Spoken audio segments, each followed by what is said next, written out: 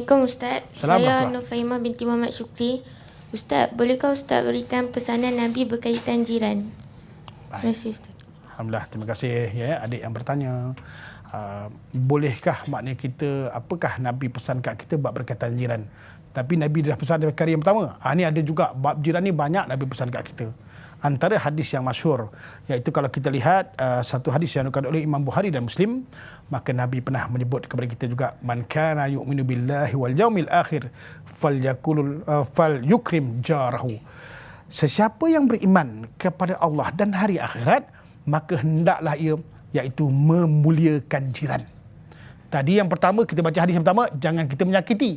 Bukan itu saja Nabi sebut, tapi hendaklah engkau muliakan. Bagaimana yang dikatakan memuliakan jiran? Ingat, Imam Ghazali sebut, nak memuliakan jiran ini pertama dengan memberi salam kalau ia Islam. Beri salam. Ya, Assalamualaikum. Kita beri salam. Waalaikumsalam. Awak dah makan? Belum? Maknanya kita kena beri salam. Itu perkara pertama. Yang kedua, ingat, menziarahi antara satu sama lain. Kita buat tak program ziarah? Buat setahun sekali pada hari raya. Itu je kan? Malam Jumaat, tak kisahlah. Kena ziarah. Kita ni kena ziarah jiran kita tahu. Ziarah ni kena faham, ada adab-adabnya juga. Kalau orang datang ziarah rumah kita, kena faham tahu, itu sebenarnya Allah lah yang suruh datang kat rumah kita.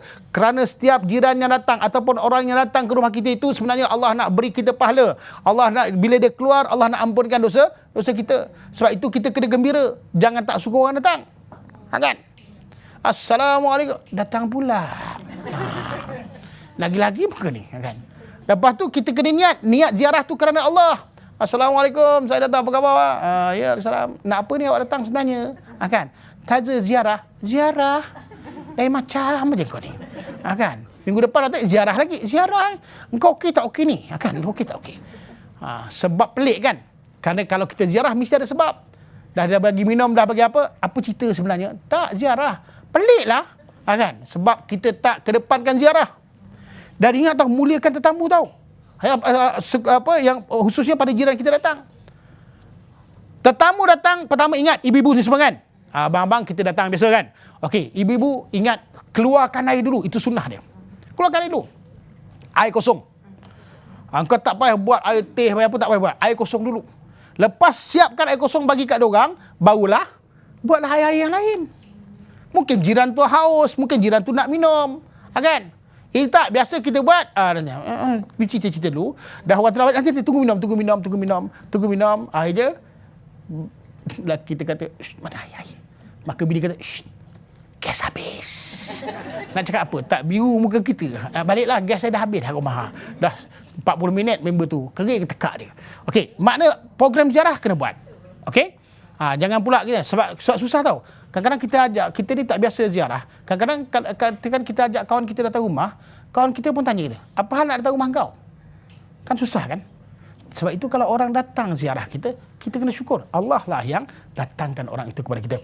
Okey, perkara kedua, program ziarah. Apatah lagi kalau dia sakit. Imam Ghazali sebut, kalau dia sakit datang, kita lah yang pertama datang. Jangan pula, mana ayah kau lama tak nampak? Dah meninggal 2 bulan. Meninggal lah. Sakit tak nampak pun. Memanglah orang sakit duduk dalam bilik. Lepas tu dia pergi kerja, ambulans datang habis semua, dah kebumikan, dia balik, kenapa orang ramai-ramai? Sibuk pula, meeting pula. Akhirnya dia tak tahu, bapak jiran dia dah meninggal lah. Pernah berlaku kan? Ni perkara. Lepas tu perkara yang ketiga, ingat. Jangan banyak bertanya dengan ehwalnya. Disebut dalam cerita piramidi ahli mesyuarat tingkap. Kena kurangkan. Ibu-ibu tengah jemur kain kat belakang tu kan? Sebelah pun tengah jemur kain. Apa cerita awak? Ada cerita hari ni, gini-gini, kan? Habis sampai pukul 12 tengah hari, tak habis lagi cerita. Lepas tu boleh melepak pula dekat ni, dekat pagar sebelah sending dekat pagar juga. Sebab apa? Sebab bercerita. Ingat, jangan banyak bertanya. Dan ingat, perkara yang paling hebat dalam berjiran ni juga, hormat kat jiran, hendaklah memaafkan kesalahannya dan kekurangannya. Kadang-kadang kereta dia besar, dia masuk parking, tercuek kat kita punya terlebih dekat kita punya tempat. Betul? Kan? Dah kita nak masuk terkial-kial, tak apalah. Memang kereta dia panjang. Tak apa macam mana? Kan? Tapi saya pernah jumpa tau. dekat rumah itu dia taruh line kuning sendiri. Rupanya apa? Ini parking saya, jangan lebih 1 inci. Siap marah tu. Nampak tak? Tu jiran yang begitu tegas sebenarnya. Dan saya tanya, rupanya dia bukan JPJ punya orang, bukan. Dia memang sendiri punya orang. Dia buat lain sendiri. Okey, baik ya. Okey. Dan seterusnya juga ingat perkara yang kelima dalam tadi jiran kita ingat pesan Nabi sallallahu alaihi wasallam sebut apa? Nak memuliakan ni iaitu dengan apa? Dengan menutup keaiban jiran. Kalau kita tahu keaiban jiran kita, tolong tutup. Jangan buka. Jangan buka keaiban jiran. Okey. Jangan cerita, kau nak tahu? Alah, aku tahu. Itu pakai je kot, tapi panau banyak tu. Aku kan nampak dia selalu belakang rumah, tiba-tiba nak cerita panau orang.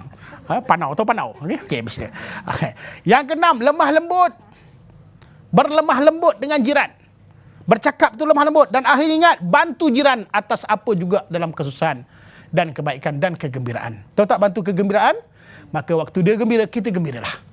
Waktu dia berduka, kita berdukalah. Sebab itu peranan jiran dan itulah yang disebut oleh Nabi SAW bagaimana kita nak memuliakan jiran. Wallahualam. Ya, sila.